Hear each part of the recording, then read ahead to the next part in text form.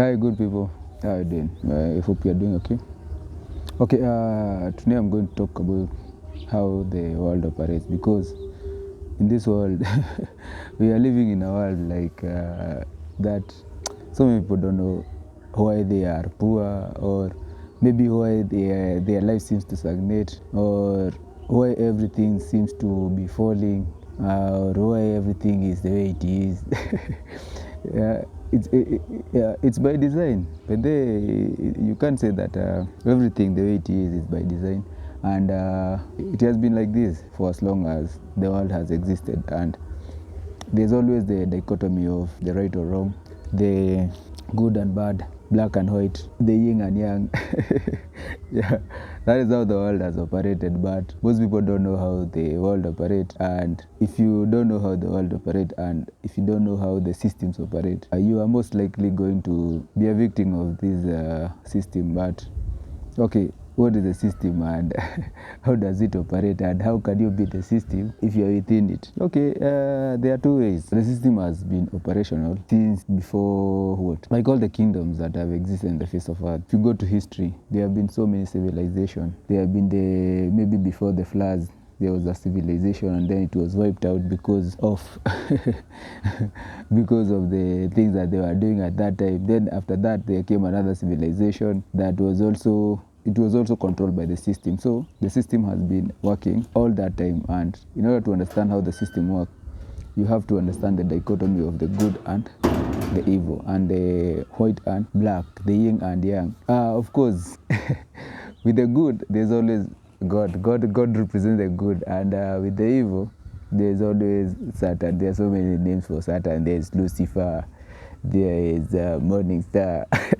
There's so many things that represent the evil, and the system usually runs through the evil. And if you are a truth seeker, or if you talk about the truth, or if you are on this side of God, you'll always face persecution, and this has been the norm since time immemorial. If you don't believe me, okay, now let's go back to when? Let's go back to the time of, which is the easiest one? Okay, let's go to currently. Okay, let's go to the time of the Egyptian and slavery. As you all know, the children of Israel, the Israelites, they went to Israel. No, they went to Egypt because they were facing some drought in the land that God had given them, the land that Abraham was given by God. And they went to Egypt, and when they multiplied and became so many, the Pharaoh then saw, these guys, they are becoming so much, they might take over. So they might take over and start ruling over. So what did they do? That guy, he started imposing some slave rules, whereby the Israelite male, because they are the seed carrier, they were either the young ones were killed at birth. And for that, okay, and remember, that's how even Moses was supposed to suffer the same fate. But fortunately, the mother to Moses used to work in Pharaoh's palace. So when the parent gave birth, the mother hid him in the river, the papyrus river. That's the River Nile. So the mother hid him there using a basket made of papyrus reeds. And when I think it was the princess or something, someone, the royal family, when she was having a bath in the river, she was having that royally bath in the River Nile. She happened to come across a floating basket, and inside the floating basket was a son. I think he liked the kid, and maybe was pitiful of it. So he took it with her and went to the palace. Fortunately or unfortunately, I think the mother to Moses knew what she was doing, and she just set it up there so that the queen, I think it was a princess or a queen, I can't remember exactly. This is something I'm going to go back to the book to read. So she took it, and so he went to it. Because Moses' mother used to work in the palace, the queen tasked her, okay, I don't know if the queen or the princess tasked her to be taking care of the baby. So she became the nurse to her own kid. So this is how this is how God works on people. So you see, they are being persecuted by the father, the Pharaoh. The Israel are being persecuted by the father, the Pharaoh. So that's the system. If you read the book, the good book of the Bible, you hear that we don't fight with blood and flesh. We fight with the principalities and rulers in high places. So the system operates through rulers and leaders in high places. That's why all the kingdoms of the earth, the people who have been bestowed the power, they operate under the system. That's why you'll hear you'll hear the president say, my hands are tied because of the people who I work for.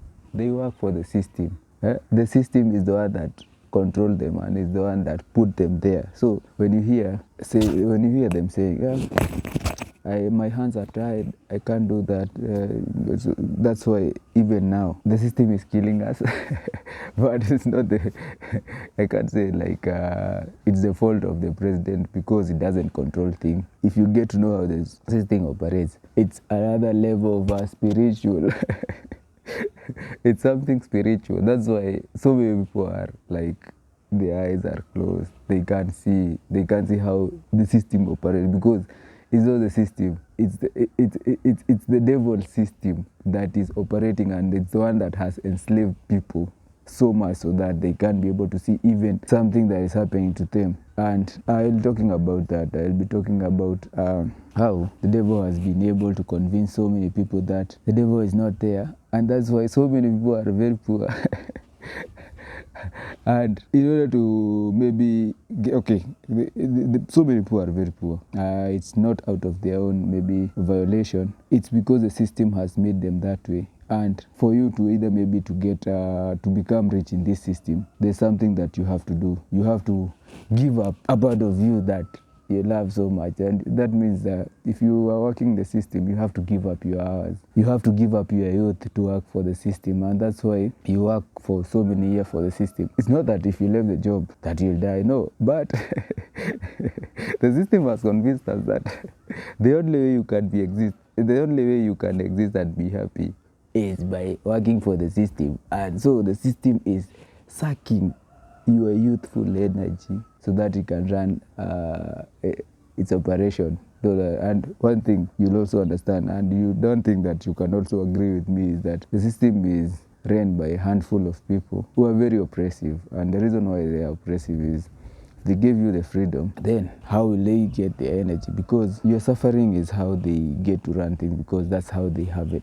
They harvest energy, the energy to run like everything. But so many people have been hoodwinked by everything that's happening that they can't be able even to tell everything that is affecting people and the things that is like slavery. The system will always have you on the chokehold. It will always be grabbing you for the balls.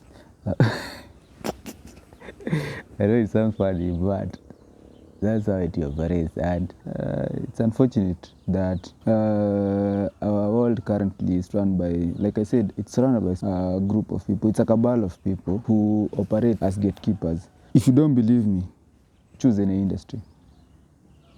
Choose any industry, like choose banking, choose the tech world, football, administration. You'll always find there's like a group, like this system are run in such a way that they have built a machine, and the machine, the machine that they have built is supposed, they have built a machine that produces like these sycophants. These sycophants are built from childhood. They are taken to school. They go through that system of machine like slave, wherever. They go to primary school. You're not supposed to, when you go to primary school, it's like an indoctrination center. It's like an indoctrination center whereby you don't have your parent to supervise you. You're only taught by a teacher who has gone through the same system. They are teaching you some things. They are indoctrinating you to become a slave to the system because, first of all, they look for people that they can easily control. So if you are a factory worker, like if you get to any industry in the corporate, since you are a kid, you have been trained to work for the system.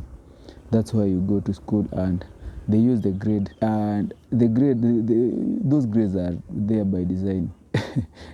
The grades are there because they are supposed to stifle. They are supposed to stifle your creativity.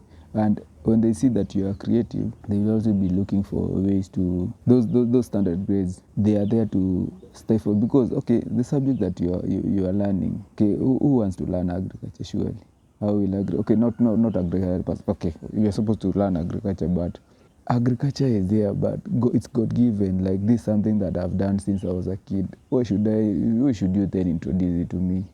Well, you know too well, this is what I do when I go home. And in fact, the things that you're telling me to do, they are even more rudimentary than what I'm doing at home. So, but okay, another thing, like you teach me something like what?